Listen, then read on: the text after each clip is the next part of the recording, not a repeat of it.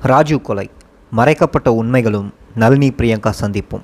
சிறையாளி நளினி முருகன். அத்தியாயம் 1. ஒற்றை தீக்குச்சியாய். இது கால் நூற்றாண்டை தாண்டி இருட்டு அறைக்குள்ளாக ஒளிந்து கொண்டிருக்கும் வாழ்வை சிதிலமாக்கப்பட்ட ஒரு அபலை பெண்ணின் நீதிக்கான தேடலாக என் மனசாட்சியின் குரல் இப்போது சிறைக்கொட்டியை தாண்டி உங்களின் இதயத்தை தட்டப்போகிறது. எனக்கான கனவுகளோடு அந்த வசந்த கால நடைபாதையில் எல்லோரையும் போல நானும் இளமையை சுமந்து கொண்டு காத்திருந்தேன். நேர்மையும் கடும் உழைப்பும் சக மனிதர்களிடம் நேசமும் வாழ்வு என பயணித்து கொண்டிருந்தேன். திடீரென்று ஒரு வெடிகுண்டு சத்தம் என் கனவுகளை எல்லாம் சிதைத்துவிட்டு போகும் என்று நினைத்து கூட பார்க்கவில்லை. கருவறையிலிருந்து இவ்வுலகத்தை பார்த்த வருடங்களை விட அதிகமாகிவிட்டது இந்த கொடிய காரகிரக வாழ்வு. உண்மைக்கும் நீதிக்குமான அத்தனை சித்திரவதைகளையும் தாங்கிக் கொண்டு வாழ வேண்டிய கட்டாயம். என்றோ ஒரு நாள் நாம் பலியாடுகள் ஆக்கப்பட்டோம் என்பதை இவ்வுலகம் உணரும் என்ற நம்பிக்கையில் உருண்டோடும் வாழ்வு இழந்த வாழ்க்கை சக்கரம். இப்போது 26 ஆண்டுகாலம் நீண்ட நெடிய சிறைவாசத்தை அனுபவித்தபடி நிற்கிறேன். இதில் பாதிகாலம் நாளை என் உடல் தூக்கில் தொங்குமோ என்ற மிரட்சியில் கழிந்தது. மீதி காலம் எப்போது விடுதலை கிடைக்கும் என்ற ஏக்கத்தில் என் கணவரையும் குழந்தையையும் பிரிந்த துயரில் கண்ணீரில் பாதி கவலையில் மீதியாக கழிந்து கொண்டிருக்கிறது என் வாழ்க்கை. சிறை என்பது வைராகியத்தை முறிக்கும் கொலைக்களம் என்றார் தென்னாப்பிரிக்காவின் விடுதலை போராட்ட வீரர் நெல்சன் மண்டேலா. ஆமாம், அது உண்மைதான் என்பதை என் பல நாள் கண்ணீர் இரவுகள் சொல்லி அழுவதுண்டு. எனக்கான கனவு, எனக்கான ரசனை, எனக்கான இசை, எனக்கான சினிமா படம், எனக்கான உறவு, எனக்கான அன்பு என்று இருந்த எத்தனையோ இனங்காண முடியாத விருப்பத்தை எல்லாம் மின்னலென ஒரு கருப்பு போர்வை வந்து மூடி மறைத்து கொண்டது. அதன் பின்னே இருந்த மர்ம முகங்கள் எல்லாம் யார்? எப்போது அவர்களை எல்லாம் வெளிச்சத்திற்கு இழுத்து வர முடியும்? யாருக்குமே பதில் தெரியாது. ஆனால் ஒரே ஒரு தீக்குச்சி போதும். அந்த கருப்பு போர்வை எரிந்து மர்ம முகங்கள் வெளிச்சத்திற்கு வந்து அம்பலப்பட்டு நிற்க ஒரு தீக்குச்சி போதும். அந்த தீக்குச்சிகளில் ஒன்றாக இந்த புத்தகமும் இருக்கலாம். அதிர்ந்து போகாமல் இருங்கள்.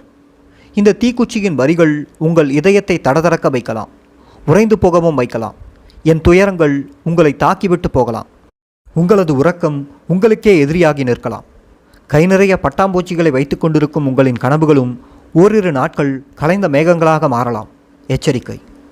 எங்கிருந்து தொடங்குவது? வேண்டாம், என் அம்மா பத்மாவதியிடமிருந்தே தொடங்குகிறேன். ராஜீவ்காந்தி கொலையாளிகளுக்கு அடைக்கலம் கொடுத்தவர் என்று செய்தித்தாள்கள் எல்லாம் விதவிதமாக கிழித்து நசித்து போட்ட அந்த பத்மாவதியை எல்லாரும் தீவிரவாதியாகத்தான் பார்த்தார்கள். அந்த செவிலித்தாயின் தகப்பனார் ஒரு இந்திய சுதந்திர போராட்ட தியாகி என்பது எத்தனை பேருக்கு தெரியும்? அவர் ஒரு காந்தியவாதியின் மகள் என்பது எத்தனை பேருக்கு தெரியும்? காருண்ய தொழிலான மகப்பேறு செவிலிய தாயாக தன்னை 25 வருடங்களாக வரிந்து கொண்டவர் அவர் என்பது எத்தனை பேருக்கு தெரியும்? அவரை பற்றி விதவிதமான எத்தனையோ கட்டுக்கதைகளை எல்லாம் மோசமாக சித்தரித்தது சிபிஐ சிறப்பு புலனாய்வு குழு. ஆனால் என் அம்மா மருந்துக்கு கூட வன்முறையை விரும்பாத குடும்பத்தைச் சேர்ந்தவர் என்பது எத்தனை பேருக்கு தெரியும்? யார் அறிந்திருப்பார்கள்? என் தாத்தா ரத்னசபாபதி பல விடுதலை போராட்டங்களில் பங்கெடுத்த ஒரு காங்கிரஸ் தியாகி. திருமணத்திற்கு பிறகு நீண்ட காலம் குழந்தை பாக்கியம் இல்லாமல் வருந்தினார். அதற்காக கோயில் குளம் என்று சாமி வரம் வேண்டி பயணப்பட்டு கொண்டிருப்பார். போராட்டக்களம் இல்லாத நாள் அவருக்கு கோயில்களை சுற்றும் காலமாக இருந்தது. அப்படி தவமிருந்து பெற்றெடுத்த மகளை வந்தே மாதரம் என்று கையில் வாங்கி கொஞ்சினார். அதே பூரிப்போடு தேசத்தின் விடுதலைக்காக பாடுபட்டு கொண்டிருந்த மகாத்மா காந்தியிடம் தூக்கி கொண்டு ஓடினார். அந்த காந்திதான் குழந்தையை மடியில் கிடத்தி பத்மாவதி என்ற பெயரை சூட்டி முத்தமிட்டு கொடுத்தார். பேரும் புகழோடு வாழ்வாள் என்று அவர் வாழ்த்தி சொன்ன அந்த வார்த்தை மட்டும் பிசகாகி போனது இந்த தேசத்தின் சுதந்திரத்தை போல். ஆனால் காந்தியைப் போல, அவரின் சீடரான தாத்தாவைப் போல என் அம்மாவின் வாழ்க்கையும் அன்பே கடவுள் என்றுதான் நகர்ந்து கொண்டிருந்தது. அந்த பத்மாவதி அம்மாளின் மூத்த மகள்தான் நான். இன்று உலகிலேயே அதிக ஆண்டுகள் சிறையில் வாடும் வஞ்சிக்கப்பட்ட பலியாடாக்கப்பட்ட ஒரு பெண் கைதியாக இருக்கும் நளினி. எனக்கு அடுத்த தம்பி பாக்யநாதன், மூன்றாவதாக தங்கை கல்யாணி. என் அம்மாவின் சிறகுகளாகத்தான் நாங்கள் இருந்தோம். எங்களுடன் அம்மாவின் தம்பி ராசரத்னமும் இருந்தார், எங்களின் தாய்மாமன். இவரும் ஒரு குழந்தையே, மூளை வளர்ச்சி இல்லாதவர். ஒரு கூட்டு பறவையாக நாங்கள் இருந்தோம். படித்து முடித்துவிட்டு அதிகார மையத்திற்கு வரவேண்டும், ஏதாவது ஒரு அரசு துறையில் அதிகாரியாக வேண்டும் என்றுதான் என் தாத்தா விரும்பியிருக்கிறார். ஆனால் என் அம்மாவோ சேவைத்துறைதான் சிறப்பானது என செவிலியருக்கான படிப்பை படிக்கப் போய்விட்டார். படித்து முடித்தவுடன் பிரபலமான கல்யாணி மருத்துவமனையில் சேர்ந்தார். குறுகிய காலத்திலேயே பிரசவம் பார்ப்பதில் சிறப்பு பெற்றவராக திகழ்ந்தார். அவர் பிரசவம் பார்த்து பிறந்த பிள்ளைகளில் பலரும் இன்று பிரபல நடிகர், நடிகைகள், போலீஸ் அதிகாரிகள், கலெக்டர்கள் என்று பல்வேறு துறைகளில் முக்கிய புள்ளிகளாக உயர்ந்திருக்கிறார்கள். அவருக்கென்ற கைராசி இருந்தது, தனியான மரியாதையும் இருந்தது. எப்போதும் அமைதியை விரும்புவார். நல்லதை மட்டுமே செய்திரு, நல்லதே நடக்கும் என மற்றவர்களுக்கும் அறிவுரை கூறி வந்தார். வெள்ளந்தியான குணம், யாரையும் வஞ்சிக்க மாட்டார். ஒன்றுக்கு 10 உதவிகளை செய்வார். சம்பாதிக்கின்ற பணத்தினை குழந்தைகளுக்கும் மற்றவர்களுக்கும் செலவு செய்திடுவார். சேமிப்பை விட மற்றவர்கள் முகத்தில் எப்போதும் சந்தோஷத்தை பார்ப்பதிலேயே அதிக ஆர்வமாக இருப்பார்.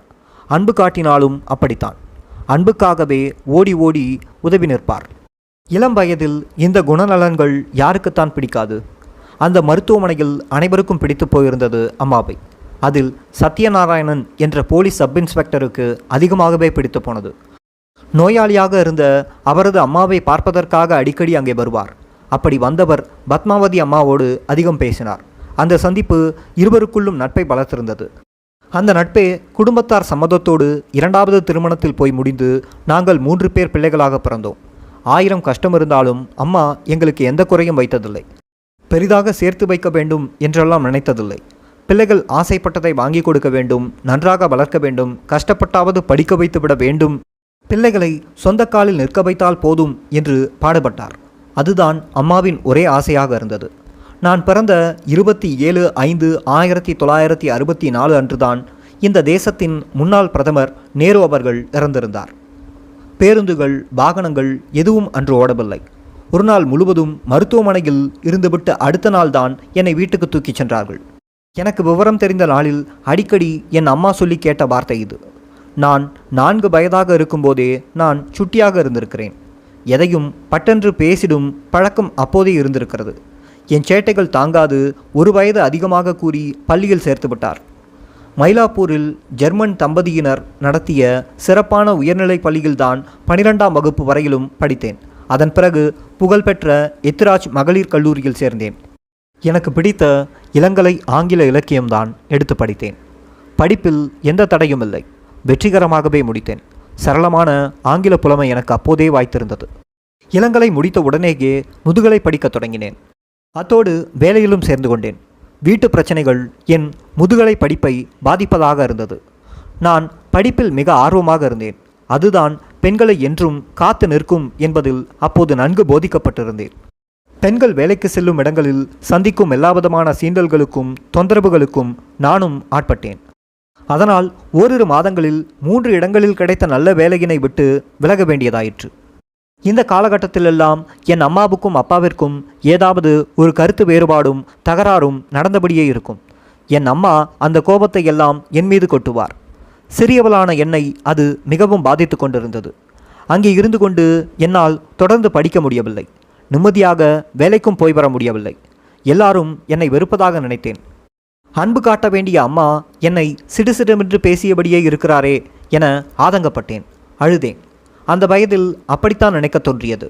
வீட்டில் பெரியவள் நான். அம்மாவின் கோபதாபம் என் மீதுதான் பாயும் என்ற புரிதல் இல்லாத வயது அது. மற்ற பிள்ளைகள் மீது காட்டும் அன்பை என் மீது காட்ட மறுக்கிறாரே அம்மா என்ற வேதனை என் மனதை வாட்டியபடியே இருந்தது. இந்த மனப்போராட்டத்திற்கு மத்தியில்தான் வேலை தேடும் படலம் தொடங்கியது.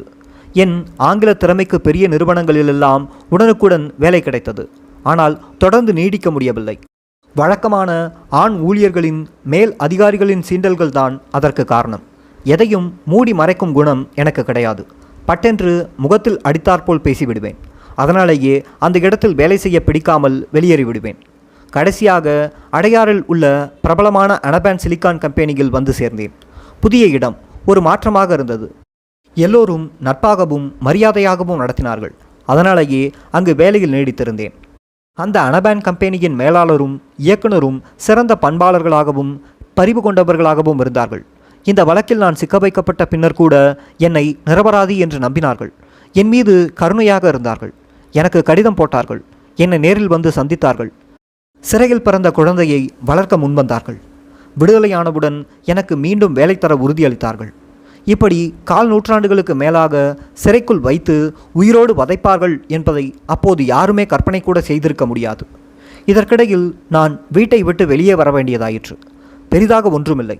வில்லிவாக்கத்தில் இருந்த என் பெரியம்மா வீட்டில்தான் தங்கிக் கொண்டேன். வேலையில் இருந்து கொண்டே முதுகலை ஆங்கிலம் படித்திட வேண்டும் என்ற நோக்கமும் நான் இடம் மாறிக்கொள்ள காரணமாக இருந்தது. அந்த வயதில் அப்படித்தான் முடிவெடுக்க தெரிந்தது. மாற்று வழி எதுவும் எனக்கு தெரியவில்லை. கொஞ்ச காலம் அமைதியாக ஓடியது. பிறகு அங்கேயும் சிக்கல். என் பெரியம்மாவும் என்னிடம் கோபத்தை காட்டத் தொடங்கினார். எப்படியாவது சமாதானம் சொல்லி என் அம்மாவுடன் சேர்த்து வைக்க வேண்டும் என்ற பெரியம்மாவின் முயற்சி பலிக்கவில்லை. நான் பிடிவாதமாக இருந்துவிட்டேன். அதனால் பொய்க்கோபம் காட்டத் தொடங்கினார். ஆதரிக்க வேண்டியவர் ஏன் இப்படி செய்கிறார் என அப்போது எனக்கு புரியவில்லை. பெரியம்மா நல்லதைத்தான் செய்கிறார் என தெரிந்து கொள்ளவில்லை. எனக்கு அது மேலும் மனவேதனையை கொடுத்தது. அதனால் பெரியம்மாவை விட்டு பிரிந்து அதே தெருவில் வேறொரு வீட்டை வாடகைக்கு பிடித்து தங்கிக் கொண்டேன். பெரியம்மாவோடு இல்லை என்றாலும் அவரின் கண்காணிப்பில் பாதுகாப்பில் இருக்கிறோம் என்பதே மனதுக்கு ஆறுதலாக இருந்தது. அந்த நேரத்தில் என் அப்பாவுடனான பிரச்சனை அடிக்கடி தொடர மயிலாப்பூரில் இருந்த வீட்டை மாற்றிக்கொண்டு ராயப்பேட்டை பகுதிக்கு குடிவந்து விட்டார் என் அம்மா. நான் இருக்கும்போதே அந்த முயற்சியை எடுத்திருந்தார். அதற்குள் நான் தனியே வில்லிவாக்கம் போய்விட்டேன். அதனால் புதிய இடம் எப்படி இருக்கிறது என்ற தகவல் எதுவும் எனக்கு தெரியாது. இப்போது என் அம்மா, தம்பி யாரும் என்னை பார்க்க வரமாட்டார்கள். கோபத்தில் ஏதாவது பேசிவிடுவேன் என தயங்கியிருந்தார்கள். அதனால் என் தங்கை கல்யாணியும் எங்கள் வீட்டில் விருந்தினராக தங்கிக் கொண்டு செவிலி வேலை பார்த்து வந்த தோழியும் தான் வாரம் ஒரு முறை வருவார்கள். வரும்போது அம்மா கொடுத்தனுப்பும் சமையல் பொருட்களையும் கொண்டு வருவார்கள். சனி ஞாயிறு என்னுடன் தங்கிவிட்டு போவார்கள். புதிய பகுதியில் வீடு எப்படி இருக்கிறது என்பது உட்பட வீட்டின் கதைகள் அனைத்தையும் பேசிக்கொண்டிருப்போம். அது எனக்கு ஆறுதலாகவும் இருந்தது. அப்படித்தான் ஒரு நாள் அந்த தகவலை சொன்னார்கள். இலங்கையிலிருந்து தாஸ் என்ற தம்பி படிப்பதற்காக சென்னைக்கு வந்திருக்கிறார். அப்படியே இங்கிருந்து வெளிநாடு சென்றுவிட இருக்கிறாராம். உன்னை பார்க்க வேண்டும் என்கிறார். அம்மாவும் அழைத்து போய் காட்டு என்றார். அழைத்து வரட்டுமாக்கா என்று கூறி அனுமதி கேட்டாள் தங்கை. எனக்கு ஒன்றும் புரியவில்லை. தம்பி என்றவுடன் ஒரு சிறுவன் என நான் நினைத்துவிட்டேன். யார் அந்த சிறுவன்? பெயர் தாஸ், இலங்கையைச் சேர்ந்தவன் என்கிறார்கள். யாராக இருக்கும் என்ற கேள்வி எனக்குள் சாதாரணமாக ஓடியது. அந்த காலகட்டத்தில் இலங்கையிலிருந்து பல இளைஞர்களும் பெரியவர்களும் இங்கே வந்தபடியே இருந்தார்கள். விடுதலை போராட்டத்தில் ஈடுபட்டிருந்த எல்லா இயக்கத்தவர்களும் இங்கே தங்கியிருந்தார்கள்.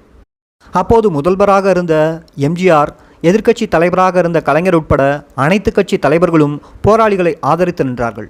இன்னும் சொல்லப்போனால் இந்திய பிரதமராக இருந்த அன்னை இந்திரா காந்தி தான் விடுதலை போராளிகளை தீவிரமாக ஆதரித்து நின்றார்.